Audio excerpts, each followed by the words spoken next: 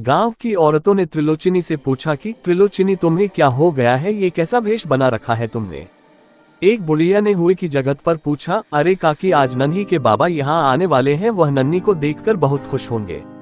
नन्ही कौन नन्ही? अरे काकी मेरी छोटी बिटिया, बहुत बदमाश है, वह पूरा दिन बस होती ही रहती है, अब इसके बाबा आएंगे तब जागेगी।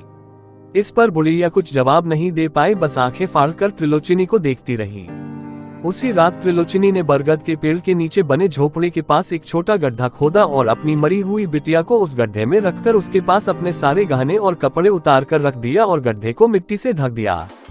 इसके बाद त्रिलोचनी ने एक सफेद साड़ी पहनी और दूसरी सफेद साड़ी से झोपड़ी के ऊपर चढ़कर खुद को फांसी लगा ली।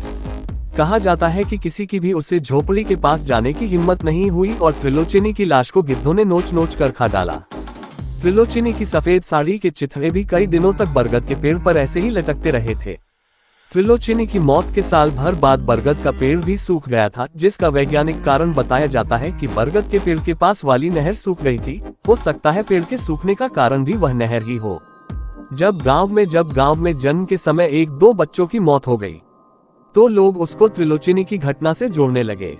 गांव वालों ने तांत्रिक को बुलाकर बरगद के पेड़ के तने पर धागे लपेट दिए और झोपड़ी की जगह एक छोटा सा मंदिर बनवा दिया, जहां सिर्फ गर्भवती महिला ही जा सकती थी और धागा लपेटकर अपने बच्चे की सुरक्षा के लिए आशीर्वाद मांगते थी। मेरे दादाजी ने भी मेरे पिताजी के जन्म से पहले ही वहां जाकर भागी लपेटे थे और मेरी माताजी ने मेरे लिए भी ऐसा ही किया था।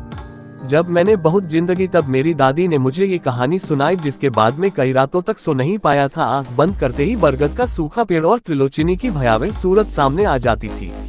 उम्मीद है आपको बरगद के पेड़ वाली चुड़ैल की कहानी अच्छी लगी होगी।